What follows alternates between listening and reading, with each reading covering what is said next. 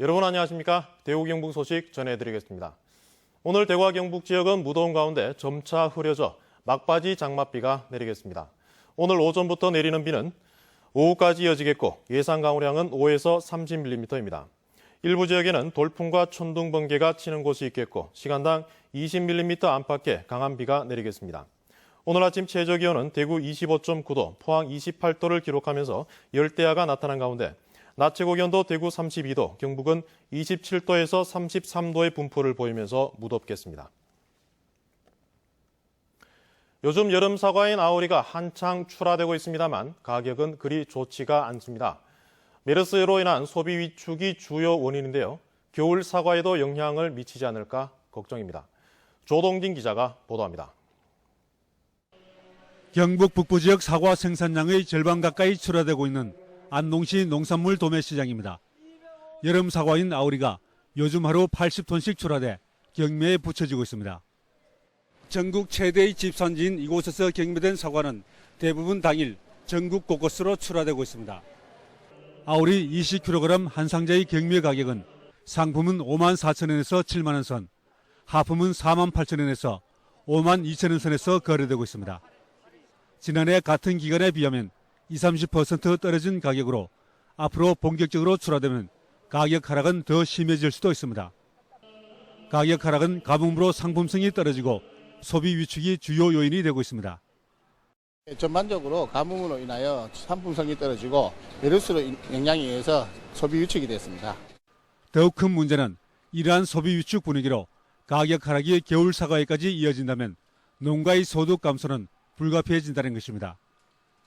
전국 사과 생산량 1위인 안동 지역의 사과 재배 면적이 해마다 늘어난 추세를 감안하면 올해도 가격 변동성이 큰 상황입니다. 올해 안동시 사과 재배 면적이 전년 대비 58헥타 정도 증가됨에 따라서 생산량도 늘어날 것으로 보고 있습니다.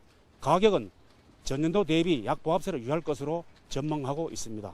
메르스로 인해 안동 지역의 메론 수출도 적지 않은 영향을 받았습니다. 지난달 동남아 수출이 줄고 물량이 남아돌면서 메론 재배 농가들이 큰 어려움을 겪었지만 지금은 회복세를 보여 그나마 다행입니다. 농산물 가격이 사회 정세나 분위기에 따라 좌우되다 보니 농가는 이래저래 마음 편할 날이 없어 보입니다. MBC 뉴스 조동진입니다.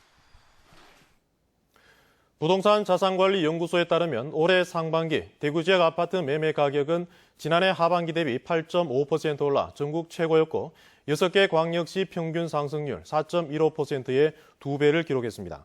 지역별로는 수성구가 11% 올라 전국에서 유일하게 두 자릿수를 기록하며 가장 많이 올랐고 동구와 서구가 9%, 북구 8.3% 올랐습니다.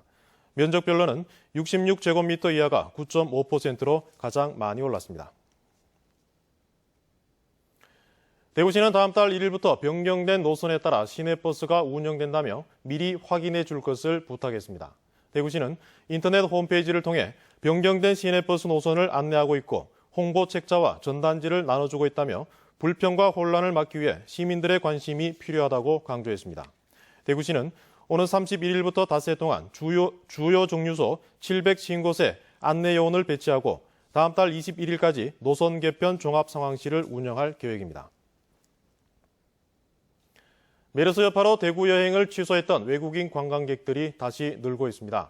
대구시에 따르면 내일부터 다음 달 말까지 대구를 방문하기로 한 외국인은 중국 관광객 1,600여 명, 대만과 동남아 관광객 1,400여 명 등 모두 3,500여 명으로 지역 관광업이 회복세를 보이고 있습니다.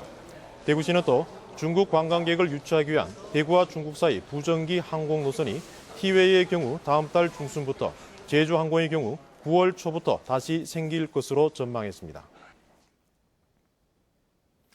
구미경찰서는 금융감독원과 금융기관 직원을 사칭한 보이스피싱으로 2억 6천여만 원을 가로챈 혐의로 16살 A씨 등 5명을 구속하고 3명을 불구속 입건했습니다. 이들은 지난달 79살 B씨에게 전화를 걸어 금융기관을 사칭한 뒤 개인정보가 유출됐으니 구미형 물품 보관함에 돈을 보관하라고 속여 6천만 원을 꺼내가는 등 서울과 부산, 대구 등지의 물품 보관함에 돈을 넣도록 한 뒤 현금 2억 6천여만 원을 가로챈 혐의를 받고 있습니다. 대구 텍스타일 컴플렉스 섬유박물관 관람객이 문을 연 지 50여일 만에 10,000명을 넘어섰습니다. 대구 텍스타일 콤플렉스는 지난 5월 29일 문을 연 섬유박물관의 누적 관람객이 지난 26일 10,000명을 넘어서 10,000번째 찾아온 가족에게 축하 꽃다발을 건넸다고 밝혔습니다. 대구 동구 이시아폴리스에 들어선 섬유박물관에는 하루 평균 230여 명이 찾고 있습니다.